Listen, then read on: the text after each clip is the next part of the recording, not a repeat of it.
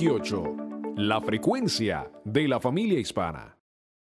Mis amados hermanos, muy buenos días y bienvenidos a este tiempo de estudio bíblico devocional. Su hermano, Pastor Roberto Alfaro, les saluda y estamos muy agradecidos con nuestro Padre Celestial que nos permite este nuevo comienzo, un nuevo tiempo, un nuevo encontrarnos con la palabra, avanzando en el estudio bíblico. Recuerden, amar la palabra, aprender la palabra y vivir la palabra. Hemos culminado el libro de Vayikrat, libro de Levítico. Desarrollamos 27 capítulos del libro de Levítico, apasionante. Por supuesto que nos ha quedado un sinnúmero de aspectos, de tópicos que deberíamos tratar, que pues muy seguramente, recuerden que este es un ciclo anual, seguramente lo vamos a repetir, lo vamos a retomar y profundizaremos en algunos temas que no tratamos en esta ocasión, los continuaremos en el siguiente periodo. Y a partir de este momento, pues damos la bienvenida al libro de Números, el cuarto libro del estudio bíblico devocional, libro de Números, un libro que abarca 37 capítulos. Permítame confirmarlo, permítame un momento, por favor, vaya conmigo, observe su Biblia, para que veamos cuán extensa va a ser nuestra temática del libro de Números. Libro de Números, exactamente 36 capítulos. Muy bien. Capítulo 36, sí, correcto, 36 capítulos. A partir de este momento damos comienzo a este apasionante tema en el libro de Vayikrat, el libro de Números. ¿Quién escribió este libro? Sería la primera pregunta que surge inmediatamente para hacer la introducción en este nuevo comienzo. Pues como sabemos, tanto Génesis como Éxodo, Levítico, Números y Deuteronomio, conocidos como el Pentateuco, que hoy sabemos que su nombre original es la Torá, han sido asignados, vamos a decirlo de esta manera, han sido asignados a un autor. El autor es precisamente Moisés. Algunos estudiosos dicen que no es así, que todo el texto no se puede asignar a él. Hay varias razones para ello. No es nuestro tema, no vamos a entrar en polémica ni en discusión al respecto. Vamos a dejarlo así tal cual escrito, cuyo autor es Moisés.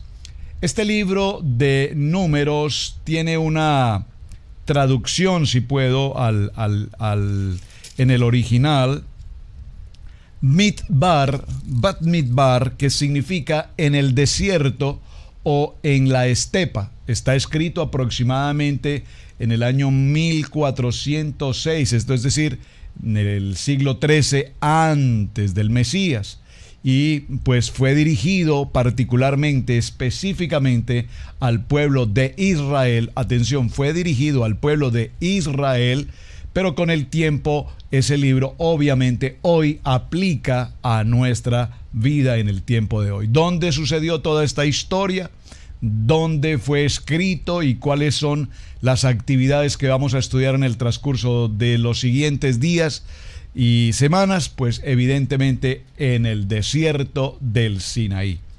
Así es que cuando hablamos del libro de Números debemos empezar haciendo alusión de que este libro es un libro cuyo significado, como ya lo mencioné, tiene que hablar en el desierto o en la estepa, es decir, una zona árida. Este libro nos resume el historial del pueblo de Israel que ha estado, como sabemos, transcurriendo de un lugar a otro después de salir del tiempo de la esclavitud en Egipto. Y esta expresión, a propósito de esclavitud, la hemos entendido desde el punto de vista que el pueblo de Israel estaba esclavo en Egipto, así lo narra la historia. Vimos todo el proceso de Éxodo, pasamos por todo el proceso de Levítico, establecimos el sacerdocio, se establece el tabernáculo, se determinan las leyes, las ordenanzas, los decretos, las ordenanzas propiamente para el cuerpo levítico y para todo el pueblo de Israel. Y ahora nos encontramos que todo este pueblo que se encuentra atravesando el desierto, camina en dirección hacia una tierra prometida. Por eso de allí su nombre, en el desierto. Y la jornada precisamente comienza en el segundo mes del segundo año, cuando el pueblo se separa para salir del monte de Sinaí y termina 40 años después, cuando la nueva generación del pueblo de Israel entra a la tierra prometida. Cuando este pueblo de Israel ya tiene este fundamento, esta base, este principio de todo cuanto Yahweh les ha establecido y les ha determinado, ordenanzas, mandamientos, los misbot, la purificación, vimos todo lo que fue Tazría, lo que ha sido el proceso de Moisés hablándole al pueblo, dirigiéndolos en todo cuanto Dios ha determinado. Es interesante que tengamos presente algo. Mencioné que el pueblo salió de la esclavitud. Es lo que hemos visto en los textos anteriores. Sale de la esclavitud de Egipto, camina por el desierto, viene frente al monte Sinaí, y allí en el Sinaí hay toda una serie de acontecimientos que hemos ido estudiando poco a poco, cada uno de ellos, extraordinariamente importantes, que tienen que ver precisamente con nuestro diario vivir en la actualidad. Pero ahora, cuando ya este pueblo ha recibido todo el historial, todo el mandato de parte de Dios, ahora el pueblo de Israel se prepara para continuar su viaje en el desierto, por el desierto, hacia lo que es la tierra prometida. Y repito, cuando hablamos de salir de la esclavitud, entendemos que salieron del dominio salieron del dominio del faraón, y allí entendemos salir de la esclavitud. Pero sin embargo vamos a ver cómo en todo este recorrido, como lo hemos ido mencionando, el pueblo de Israel también se encuentra en una situación de desobediencia. Con mucha frecuencia desobedecían los mandatos y las ordenanzas de Dios, del Padre, de Yahweh. De tal manera que es importante ver, a donde quiero llegar con mi punto, es que salir de la esclavitud desde el punto de vista del dominio del faraón era un aspecto, pero salir de la esclavitud desde el punto de vista de su comunión, de su relación con el Padre, es un aspecto muy diferente. Voy a repetirlo para saber si estamos claros en lo que quiero transferirles.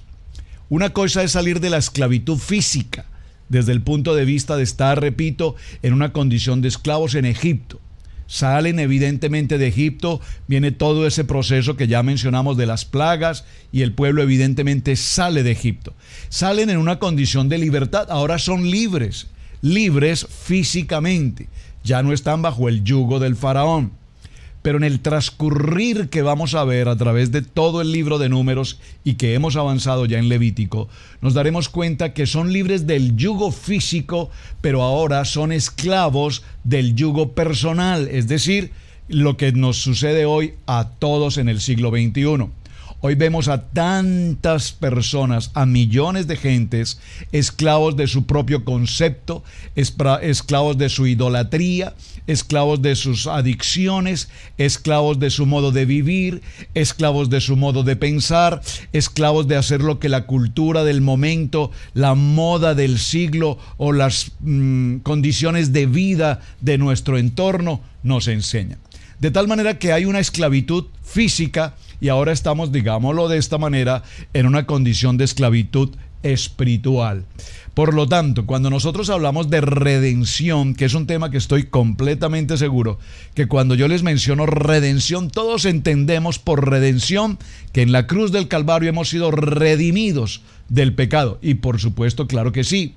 Pero salimos de una condición, ser redimidos significa salir de nuestra condición de esclavitud física para ahora entrar a una condición de siervos de nuestro Padre eterno.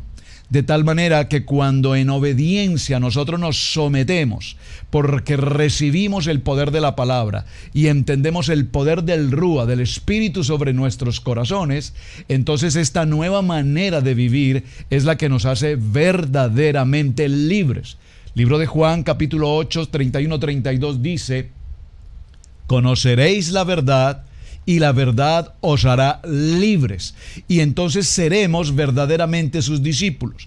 Pero aquí estamos viendo en este proceso del desierto que comenzamos hoy en el libro de Números, cómo en todo este trasfondo histórico del libro, el libro deriva cómo todos estos hijos de Israel fueron desarrollando actividades en sus propias fuerzas, en su propio entendimiento, en su propio razonamiento, sabiendo que sabían que tenían al Dios Todopoderoso justo con ellos, guiándoles, dirigiéndoles, formándolos, estableciéndolos. Y es muy importante, mis amados hermanos, porque estoy haciendo una introducción a lo que va a ser la historia del libro de Números, su contexto histórico, lo que es su autor, su fecha, cuáles son los relatos que nos trae, cuáles son sus aspectos desde el punto de vista de la panorámica espiritual que Números trae hacia nuestra vida. Es importante recordar que después del tiempo de Pesá, que acabamos de celebrar, la Pascua, se da una ordenanza, y es la ordenanza de empezar el conteo de 50 días. Estos 50 días justamente van a estar pasando por este proceso del libro de Números, porque nos vamos a encontrar con el tiempo de Yobel, el tiempo de jubileo. Y precisamente el libro de Levítico cierra el panorama de Levíticos hablándonos de lo que significa el tema de Bejucotai, que son mis decretos y mis ordenanzas, el cumplir, si oyeres y obedecieres atentamente la voz de Dios, y escuchares y dieres por cumplimiento a sus mandatos, entonces todas estas bendiciones vendrán sobre ti. Esta es la palabra que Dios le entrega al pueblo de Israel. Pero también nosotros vemos que ese pueblo duro de servir, es decir, un pueblo voluntarioso, es decir, un pueblo que hace lo que le parece, es decir, un pueblo que todavía, aún teniendo toda la revelación del Padre justo frente a ellos, todavía deciden caminar en su propia fuerza.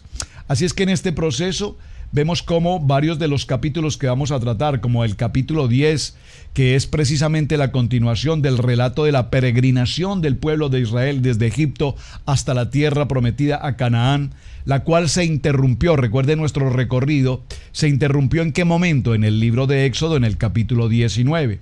En este proceso de peregrinación, desde el monte Sinaí, los israelitas han planeado viajar hacia el norte y entrar ¿a dónde? A Canaán, a la tierra de la promesa. Pero se encuentran frente a situaciones delicadas. Vamos a recordar, solo para introducir algo del tema, que vamos a ver a lo largo del tiempo en el libro de Números, que una historia apasionante. Esta es una historia que yo recuerdo de niño, haber escuchado esta historia, cuando Josué, en esta historia ya vamos a ver a Josué, a Caleb, vamos a ver a Moisés dirigiendo a estos hombres, hombres de estrategia, hombres de guerra, hombres de autoridad, hombres de propósito, como cuando entran a esa famosa tierra y observan gigantes, ellos vienen con informes bastante alentadores en medio de la crisis, mientras unos decían que estos gigantes eran terribles. Para Josué y Caleb, estos gigantes pues eran fáciles de vencer porque nosotros tenemos al Dios Todopoderoso de parte nuestra. Y esto es un poco lo que el libro de Números nos quiere mostrar, una serie de acontecimientos extraordinarios en los que el pueblo de Israel sabe que Dios está con ellos, pero sin embargo el temor, la duda, el asombro, si puedo utilizar esta palabra, se asustaron frente a ese enemigo, frente a esos retos, frente a esas circunstancias que vienen justamente y que deben enfrentar, y por lo tanto esto hace que ellos tarden, que ellos no alcancen los propósitos. Definitivamente, en este proceso del libro de Números nos vamos a encontrar con enseñanzas y aplicaciones para nuestro diario vivir extraordinarias. ¿Cuántas veces nosotros en el día a día nos encontramos frente a enemigos, a pruebas, a adversidades, a crisis? Sabemos por la fe, como dice el capítulo 11 de Hebreos, que lo mencionamos hace unos días en nuestro estudio del libro de Hebreos, esa fe, la certeza, esa certeza de lo que no se ve, nos damos cuenta que el pueblo de Israel, aunque parecía tener fe, porque además sabían que Moisés estaba ahí, que Moisés hablaba directamente con el Padre Eterno. Entonces, la pregunta es, ¿había fe o había esperanza? Y es importante la expresión. Así es que, ¿qué tal, mis amados hermanos, si empezamos con una primera tarea del libro de Números, para que usted por favor me envíe su respuesta a través de nuestros medios de redes sociales, en el WhatsApp, puede ser a través de radiogenesis.tv.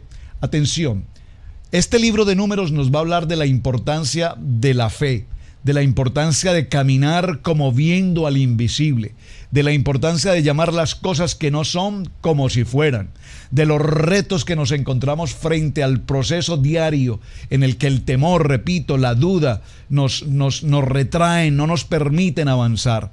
Pero cuando hablamos de hombres de fe, cuando hablamos de hombres que saben y que conocen que el poder de Dios, que el poder del Padre, que el poder de Hashem está con nosotros, entonces podemos decirlo, ¿quién contra nosotros?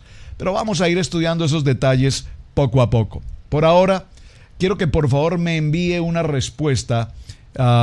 ¿Qué es para ti la fe y qué es para ti la esperanza? Porque pareciera ser que los dos términos son bastante cercanos. La fe y la esperanza. Podríamos pensar que el pueblo de Israel tenía la esperanza de llegar a la tierra prometida. Pero la diferencia entre la esperanza de llegar a la tierra prometida y la fe, la certeza de llegar a la tierra prometida, por favor envíeme una respuesta. ¿Cuál es la diferencia? Hablando desde el punto de vista espiritual, por supuesto, entre lo que es la fe y lo que es la esperanza. Pareciera ser, repito, que los dos términos son muy cercanos y probablemente nosotros los utilizamos a diario, pero también muy probablemente los estamos utilizando de manera inadecuada. Yo tengo fe que todo va a cambiar. Yo tengo fe de lograr esa posición laboral, pero ¿yo tengo fe o tengo esperanza de que puedo lograr esa posición laboral?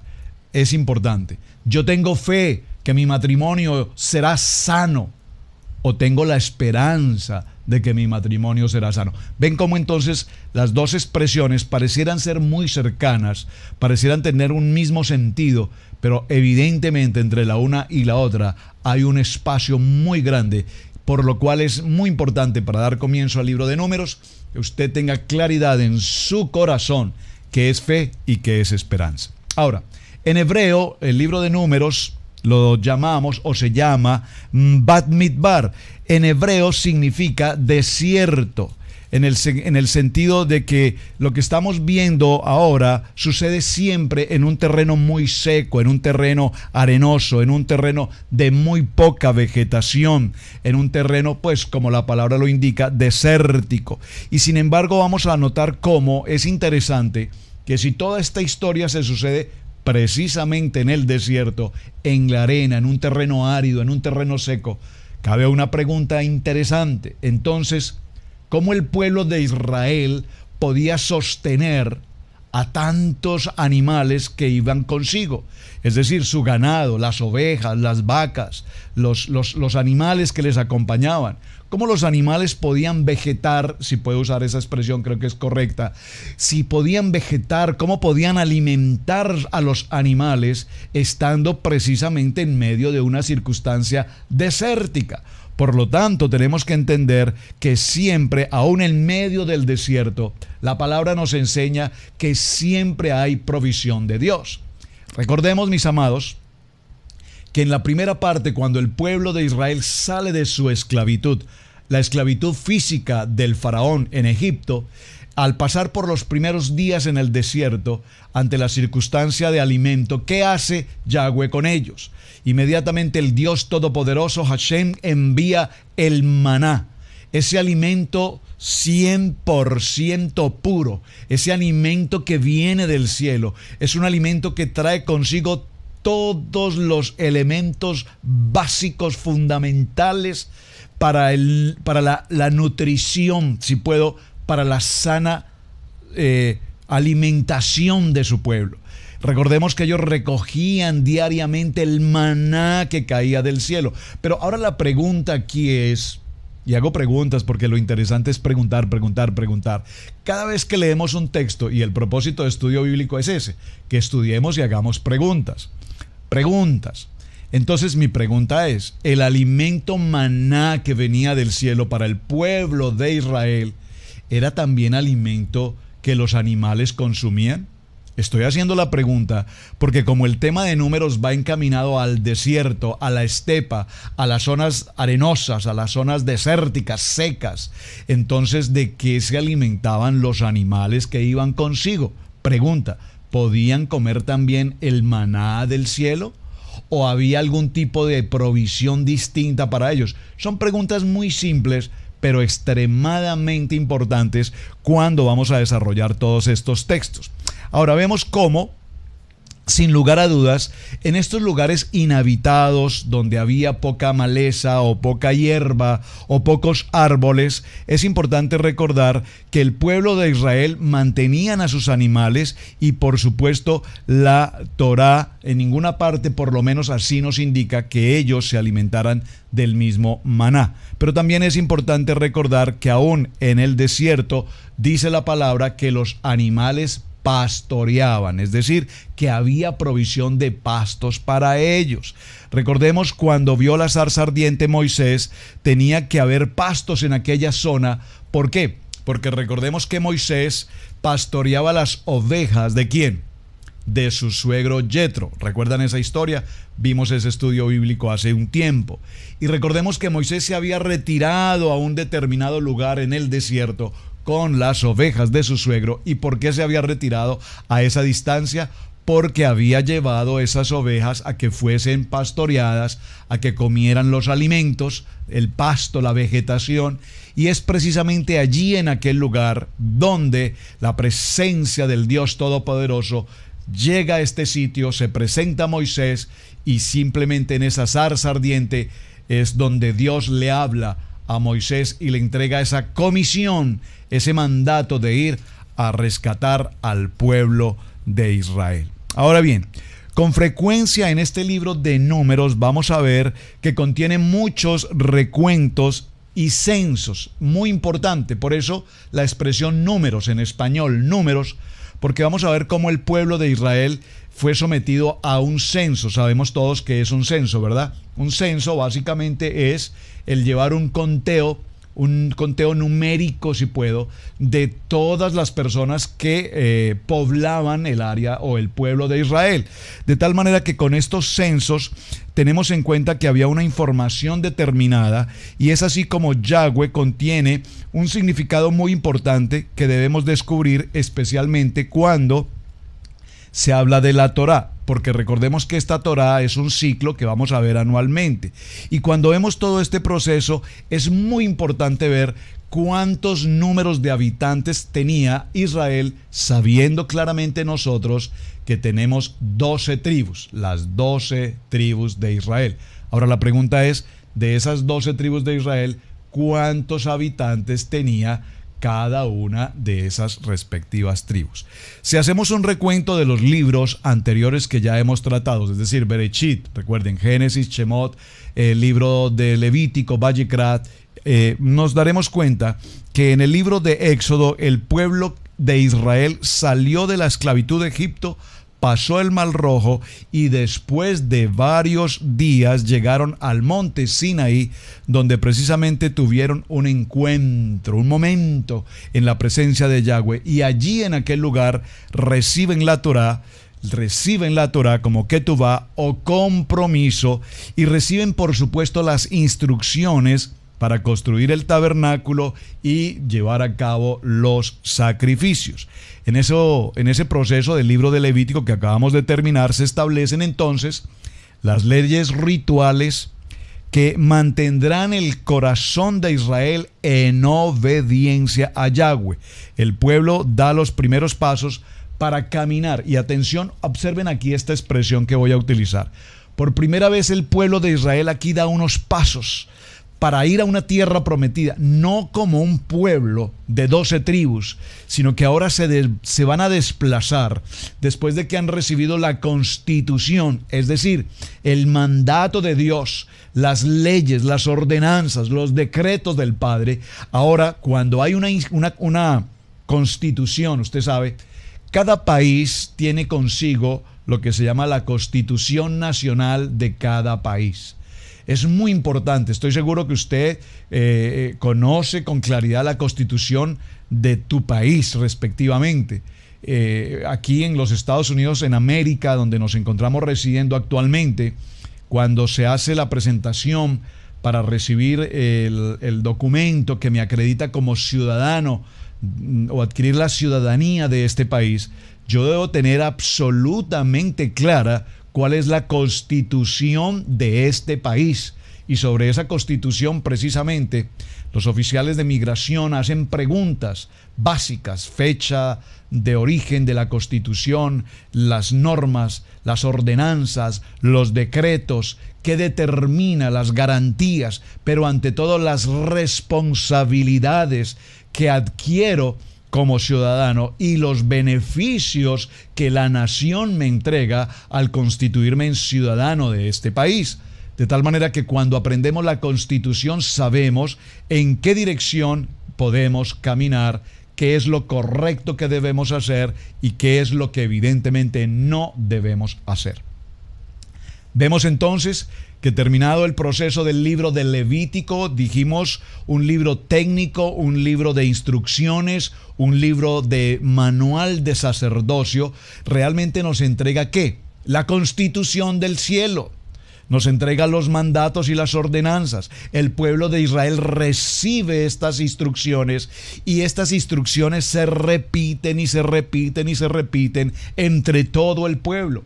No había propiamente un documento escrito, usted sabe esto. No tenían el papel, el papiro, no podían escribir de tal manera, no tenían aún la escritura propiamente como la conocemos nosotros hoy.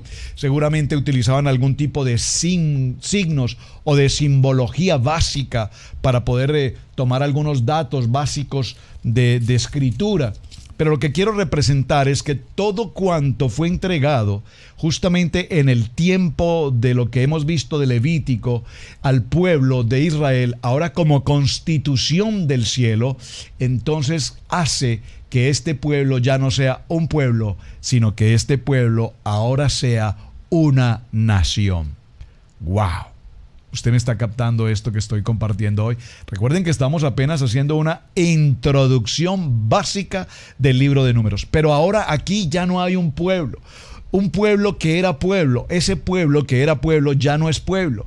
Ese pueblo que era pueblo, que ya no es pueblo, ahora es una nación. Amén. Se llama la nación de Israel. Y justamente ayer estábamos celebrando 70 años después de su fundación, ahora en el tiempo, en el siglo nuevo, en el siglo XXI, por supuesto, hablando de la constitución de Israel como nación, como una nación establecida propiamente.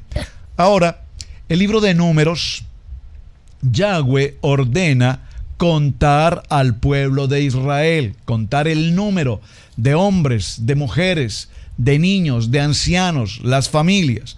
Pero realmente, si recordamos brevemente, esto no es tampoco la primera vez que se hace, porque ya en el libro de Génesis, recuerda en Génesis en el capítulo 46, en el verso 26, encontramos que fueron contados ¿quiénes? Los descendientes de Jacob que entraron en Egipto. ¿Usted recuerda cuántos son?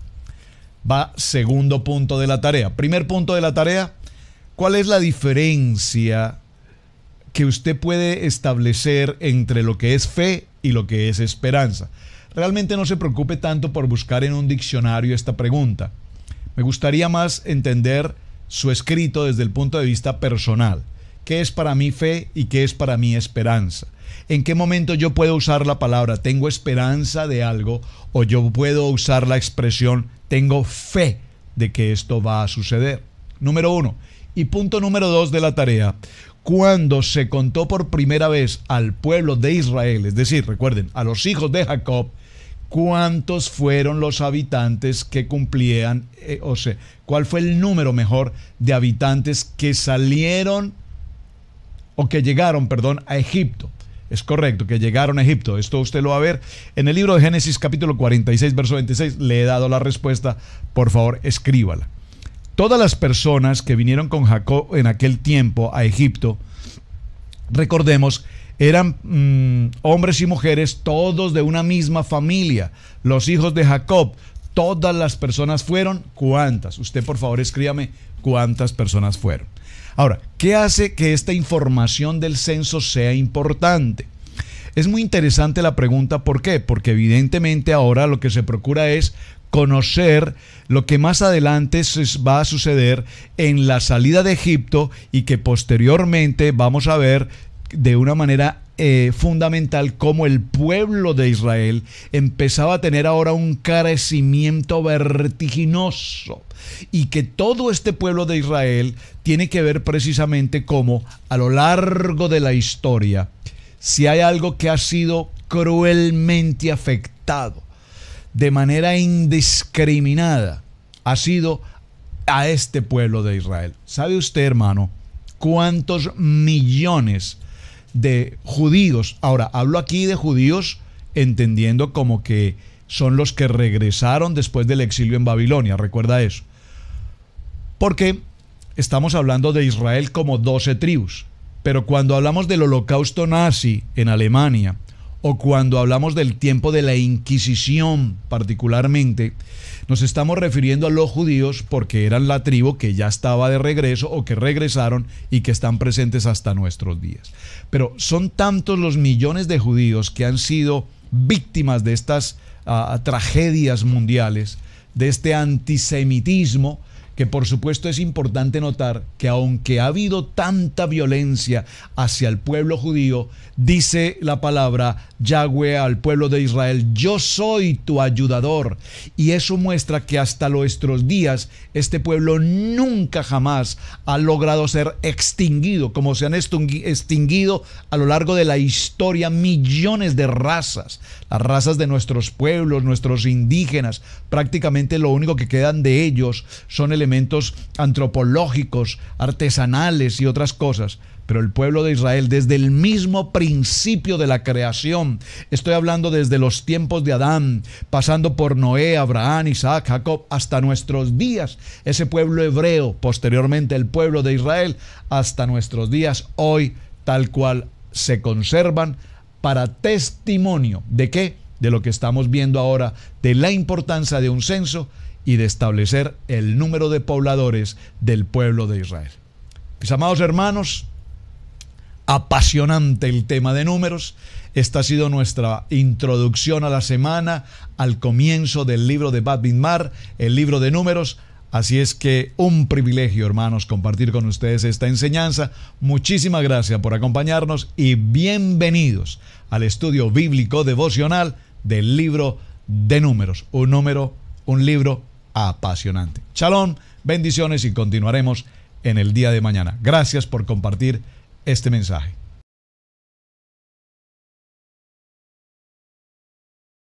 Hola amigos, esperamos que el devocional del día de hoy haya sido de gran bendición para tu vida. Estos devocionales del Pastor Roberto son para que tú puedas crecer todos los días, para que puedas armarte de la palabra de Dios donde quiera que vayas y por supuesto el lema importante, amar la palabra, vivir la palabra y aprender la palabra donde quiera que vayas, porque es algo que Dios ha puesto en el corazón de cada uno de nosotros. Te invitamos a que vayas a nuestra página web de radiogenesis128.org.